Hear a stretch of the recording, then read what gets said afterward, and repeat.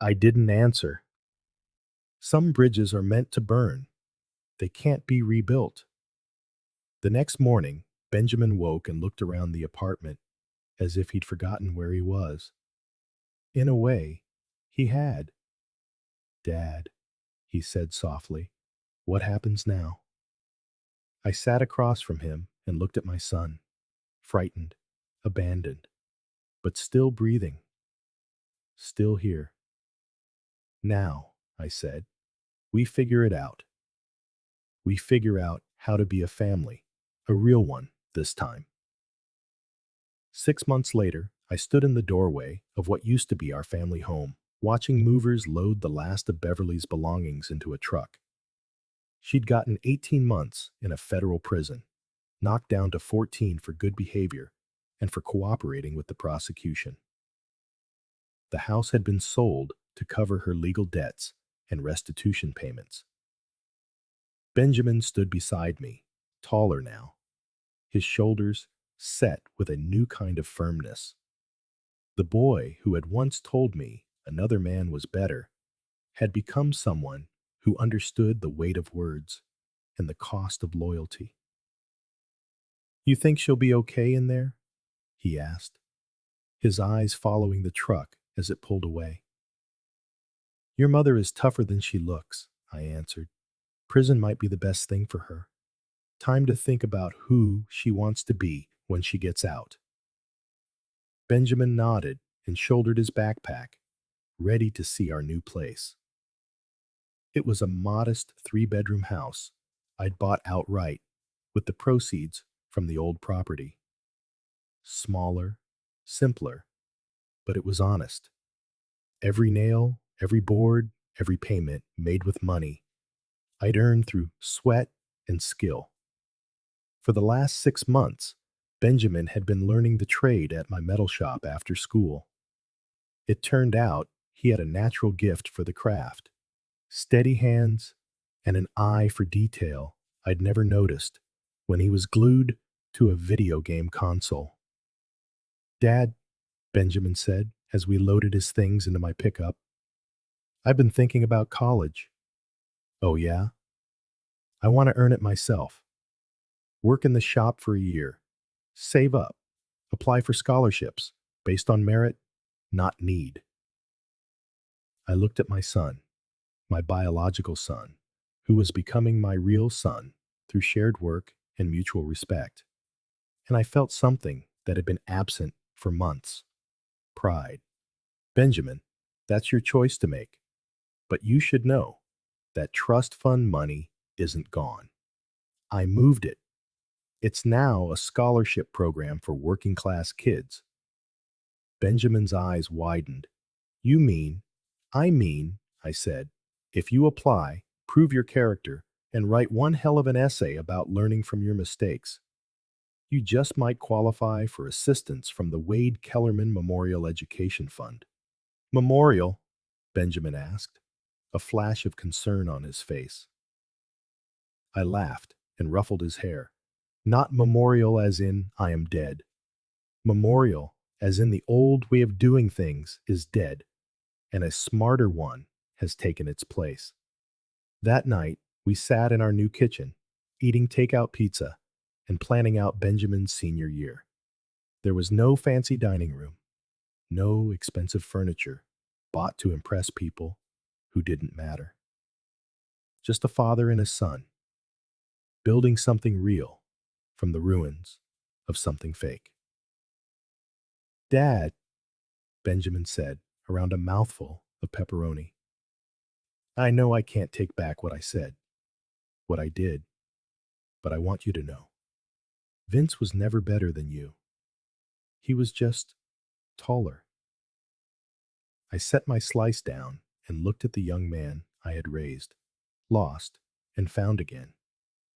Son, the difference between a father and a sperm donor isn't biology. It's showing up, day in, day out, even when no one appreciates it. Vince showed up when it was convenient. I showed up when it mattered. Benjamin smiled, the first genuine smile I'd seen from him since this whole mess began. Thanks for not giving up on me, he said quietly. Benjamin, I told him, I gave up on your mother. I gave up on our marriage, but I will never give up on you. You're my son, and in this family, that means everything. Outside, autumn was settling into our new neighborhood. Different streets, different neighbors, but the same fundamental truth remained. Family isn't about who shares your blood or your house.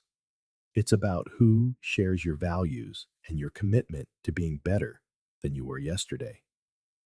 2 years later, I was welding a custom gate for the local cemetery when Benjamin walked into the shop, wearing a Northwestern University sweatshirt. He was home for the Thanksgiving break, looking every bit the college man he was becoming. How's the engineering program? I asked, flipping up my welding mask. Professor Martinez says I have an intuitive grasp of structural integrity, Benjamin answered with a grin. Wonder where I got that from. The Wade Kellerman Memorial Education Fund had, in fact, granted Benjamin a partial scholarship, which he combined with academic merit awards and a work-study program. He earned every penny of his education through grades, character references, and an essay on learning the difference between respect and entitlement. Got some news, Benjamin said, pulling out his phone. Aurora called yesterday. I raised an eyebrow. Aurora Althorn, the wealthy girl who had dropped him the moment our family's troubles became public knowledge. Her parents are getting divorced, Benjamin continued. Turns out her dad was embezzling from his law firm. The family's broke, and Aurora's working 2 jobs to pay for community college.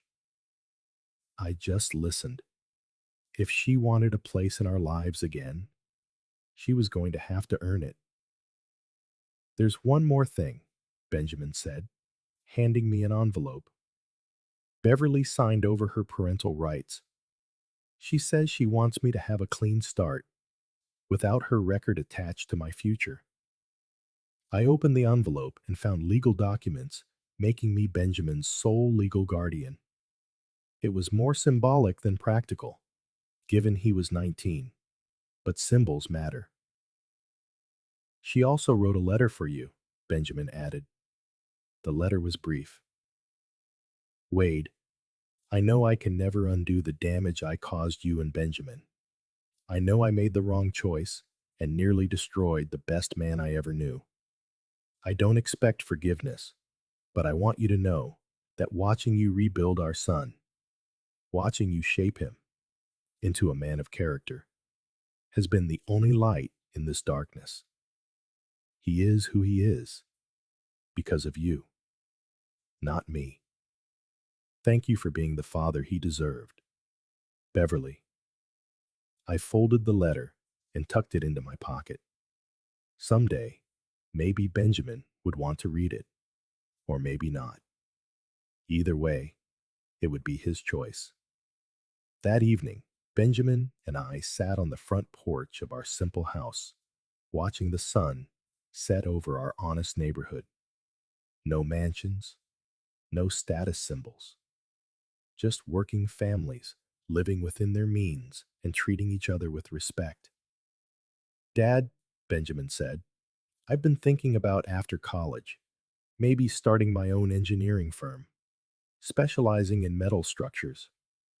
That's a solid plan, I replied. You could call it Kellerman and Son Engineering.